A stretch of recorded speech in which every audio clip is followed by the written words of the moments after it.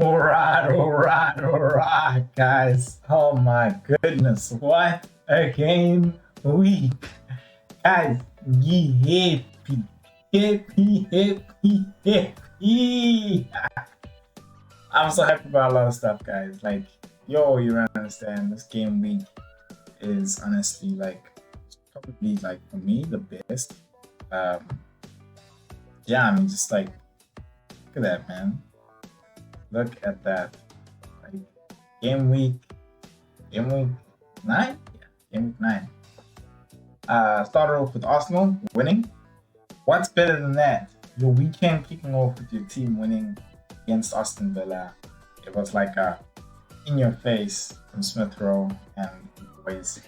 I don't have anyone from my team, and I think a lot of you guys have the same thing. Because you just don't have faith in your team. You're like, you believe in other guys, but you're like, your team well enough to go like, oh, I almost forgot to say, let's kick it. And yeah, man, start off with Arsenal, then kicked off the Saturday with a great win by Chelsea 7-0.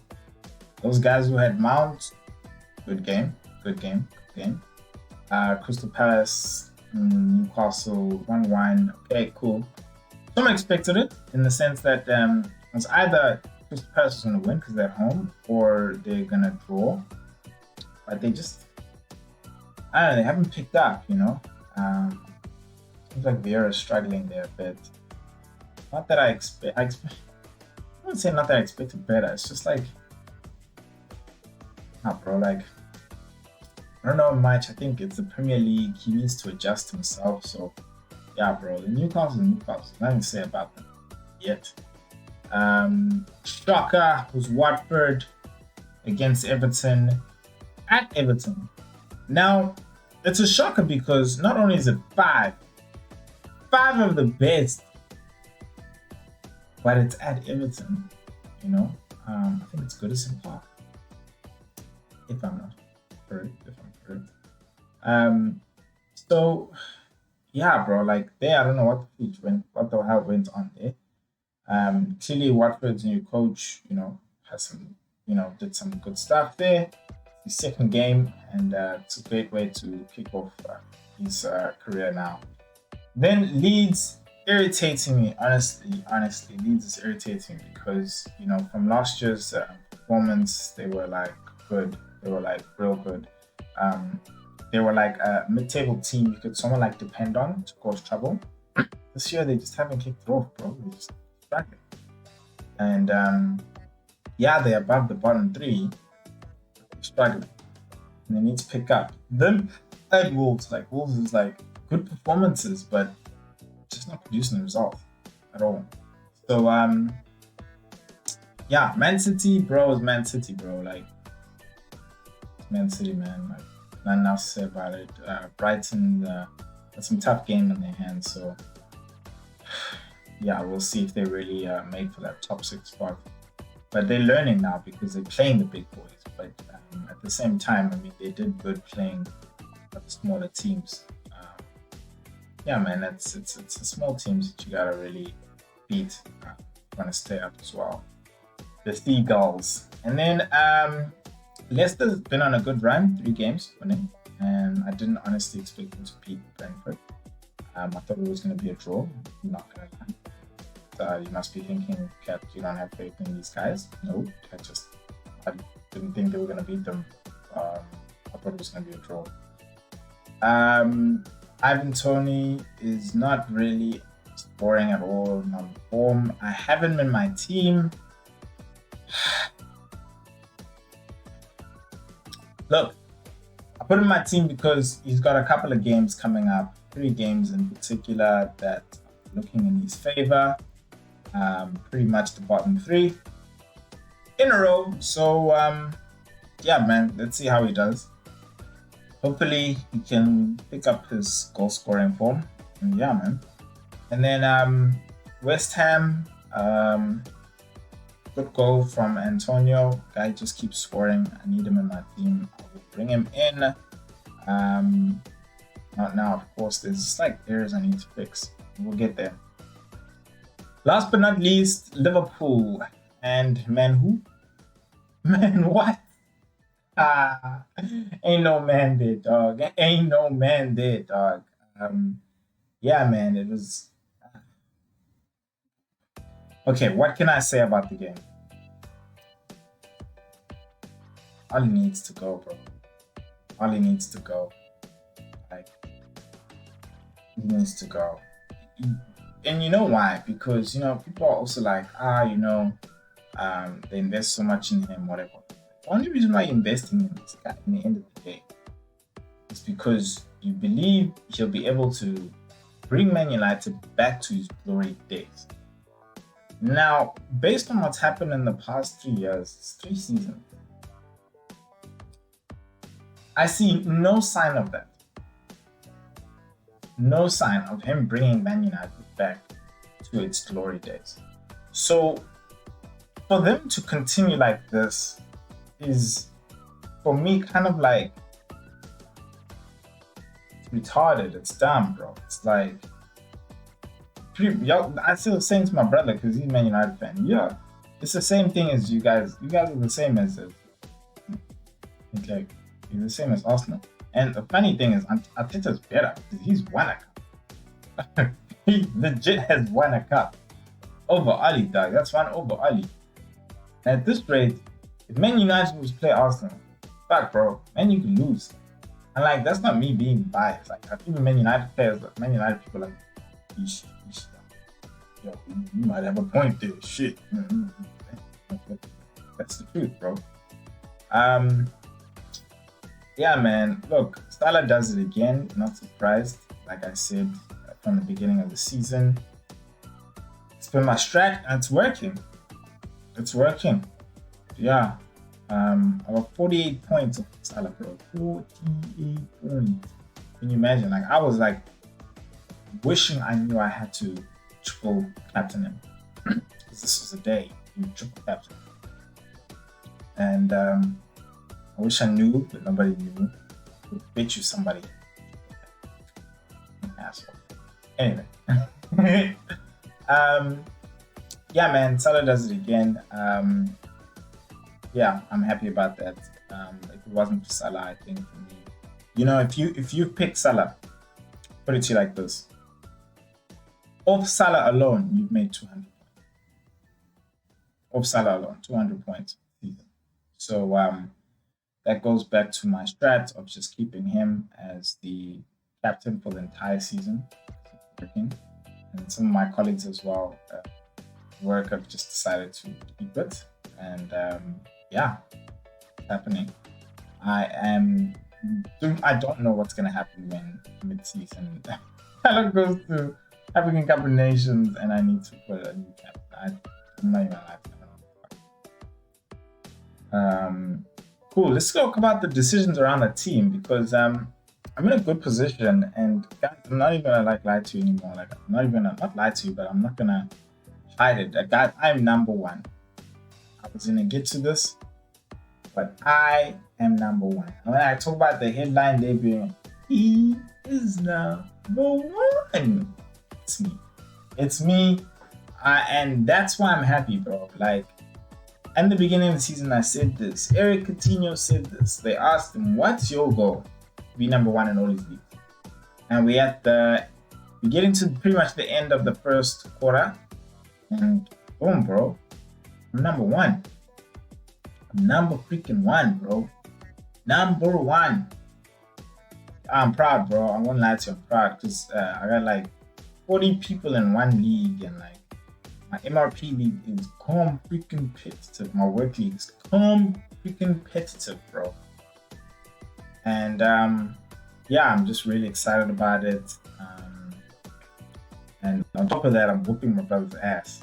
That's it's just like everything's just like happening for me, And yeah, I'm happy, first quarter. So now it's about keeping it up to the second stretch. And if I can keep this up for the next 2 quarters, pretty much the last one, I'll run away with it. That's how I see it. But increasing the gap. Excuse me, it's late to my side. It's about increasing the gap and making it work, bro. Making it work. So yeah, man, I'm pretty excited. Decisions around the field. Let's go with the top goalkeeper. I had to take out who's this guy? De Gea. No brainer. You had to take out Man United people. So took him out. I knew it was coming, but besides that, it was bringing in Mendy, which was the real decision I was making. It wasn't just taking out De Gea. It was bringing in Mendy because of the good games that they've got and the tight defense Chelsea has. Cool, defensively, right? My five in the back that I've got Alonso, Tierney, Livramento, and Walker and Alexandra Trent Arnold. So I knew Alonso had a high possibility of not playing. So I was very confident in the rest of the four. Surprise was Tierney. Now, that surprise, going back to my strategy of the balanced team, is what really helped me. Is when some surprise comes up like that, where, yo, this guy ain't gonna play. Your bench comes through for you. And did it come through for me? And I'll tell you how. Going through to the midfield, right? Livramento, firstly, in defense, Livramento had a lovely game, like scoring a goal as well. Like, as much as you pick these players, you pick them because you believe they're going to have a good result. You don't know if they really are going to have a good game, So, for example, Walker, I believe they had a good result. They had a good result, but I don't know if he was going to have a good game or not. I mean, 1 point, to me, that's a fucked up game. You know what I mean? But hey, yeah, it is what it is. And then Trent's got 10. It's Arnold. I expect him to have a good game. So yeah, the points came to them. The defense, that was good. And then made up for Walker's 1 point. Then the midfield, pretty much Salah and Jota made up the points there for the midfield. 48 points Salah alone, bro, and then you add another 11 there. Doesn't matter how much Townsend and Gray made. Points are pretty much like made for them, So Douglas Luiz, just a backup basically. He's my guy I'm saving money on. And I had Watford. For me, I thought we're gonna lose because it's Everton, it's Rafa Benitez, they're playing at home. But this is where my bench came through. Dennis just freaking assisted and scored, bro. I was just like, oh freak, man, I'm happy now. He's out, and he seems like he's gonna be a big part of that team going forward. And I want to bring him back in, but I need to look at their fixtures as well. But probably take a sneak peek. They don't have a good line of fixtures coming up right now, actually. They got Southampton next, and then they got Arsenal, Man United, Leicester, Chelsea, Man City. So I'll look at them after Man City. After Man City, I'll take a look at them because so won't be revisiting him anytime soon. But wish them the best of luck. Vardy took a knock during the game. That was unlucky, and Ivan Toney, like I said, he hasn't been performing. But the reason why I brought him in, and he was my second substitution, because Lukaku came through. Lukaku got injured. And Lukaku got injured, and I needed to bring somebody with the next good few games. I was like, okay, look, these guys are playing Leicester at home. I expect them to score firstly. Secondly, I expect him to either score or be involved. And I'm talking about Ivan Toney. I expect him to score or be involved in the goal. And it was neither. Now, that was okay for me because I was like, okay, cool. I'm not really bringing him for this game. The real games I'm bringing him for the next 3 games because they play the bottom 3 in a row. So I'm expecting him to pick up his form. Please do. Then like I said, Dennis came off the bench. Luckily, Tierney wasn't playing. So yeah, man, that's the beauty of having a balanced team, bro. The balanced team approach. It works out for you when it does. And yeah, I'm lucky for that.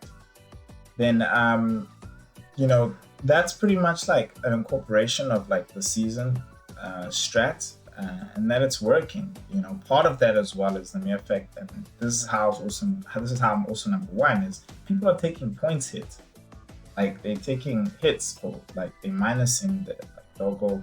When I have 3 substitutions, and I'll take like an 8 point hit. You know, and I always say, look, if you're gonna take an 8 point hit, you need to make 16 points, cover up that 8, and make points. You know, so some are working. It's working for them. My brother, I know it's worked. It worked for him recently.